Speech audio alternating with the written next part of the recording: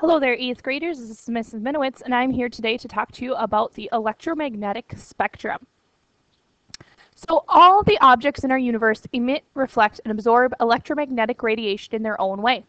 The way an object does this provides its special characteristics which scientists can use to probe an object's composition, temperature, density, age, motion, distance, etc. It has only been in the past few decades that scientists have had the tools to look at the universe over the entire electromagnetic spectrum and see it in all of its glory. Once they are able to use space-based instruments to examine infrared, ultraviolet, X-ray, and gamma-ray emissions, they found objects which were otherwise invisible to humans, such as black holes and neutron stars. Many objects in the sky light up with wavelengths too short or too long for the human eye to see, and most objects can only be fully understood by combining observations of behavior and appearance in different regions of the electromagnetic spectrum. So basically, there's all these different types of what is radiation, electromagnetic radiation. We can see only a small part, but there's other ones, and we're going to look at those different parts. So the diagram here shows electromagnetic radiation, and some of these things might be familiar to you, things like radio waves, microwaves, visible light, X-rays. And we're going to talk about some of the different properties about these different waves.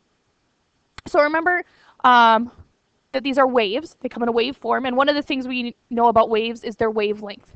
So wavelength is the distance from one crest to the next, and this is typically measured in nanometers. And if you look at the bottom, it is 1 × 10⁹ nanometers in 1 meter. So a wavelength is the distance between two crests, or actually between any 2 points of the same spot on waves. So this would be the wavelength. If you look here and compare the length of different waves, we have quite varying numbers. So things that are radio waves can be the size of a person or larger. Things that are what are called gamma rays are as small as the nucleus of an atom. So they can be very, very large or very, very small, and there's stuff all in between, but the wavelength can vary between different types of radiation greatly. Next thing we need to know is what is called frequency. So frequency is how many waves pass a point in a given amount of time. So how quickly are the waves going past you? This is measured in what are called hertz, okay, which is abbreviated Hz. And hertz it's a scientific or a standard measurement for frequency and is equal to 1 cycle per second. And it is used to measure the rates of events that happen periodically in a fixed and definite cycle. So you might have heard of hertz before. That's measuring frequency. One other thing is the speed that these waves are traveling at. They travel at the same speed, which is 300,000 kilometers per second, or also known as 186,000 miles per second. This is also known as the speed of light. So we're talking about the speed of light. We are talking about how fast all electromagnetic waves travel, including light, and that is quite fast, 300,000 kilometers in 1 second. The speed of light is equal to the wavelength times the frequency. Okay? Therefore, as wavelength decreases, frequency increases, and vice versa. So if you have a longer wavelength, okay, you're going to have a smaller frequency. If you have a frequency increasing, the level of energy increases. So if we go back here and look at our diagram, go all the way back, over here, okay, where we have a large wavelength,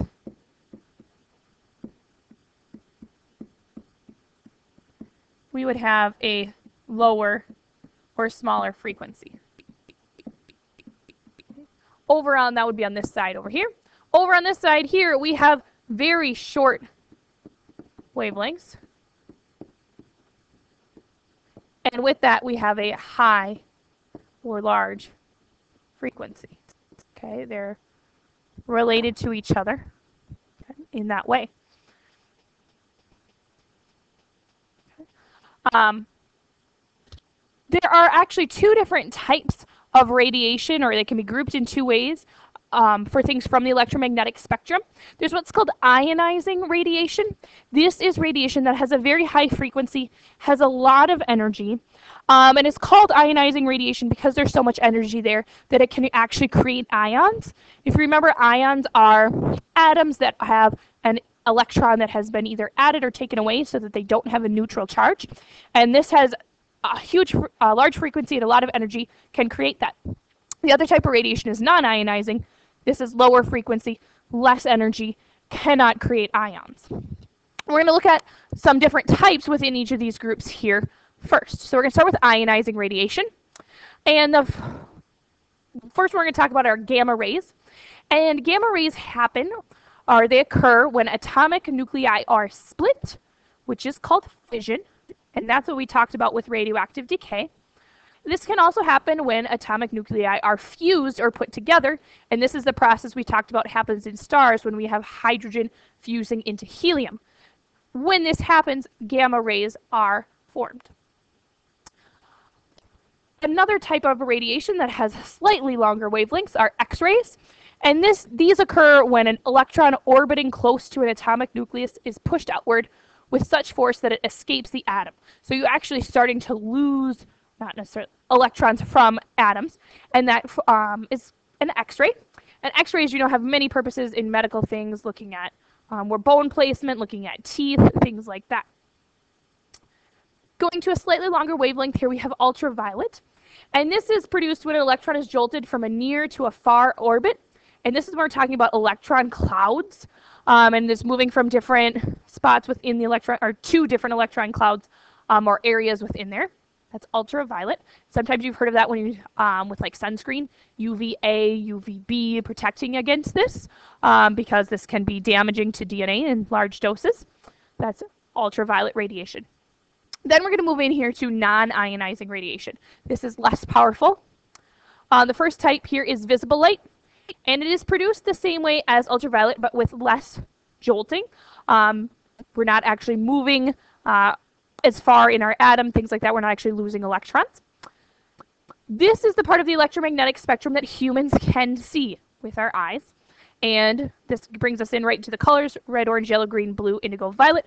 These are actually always seen in the same order in a spectrum because these are different wavelengths of the electromagnetic spectrum.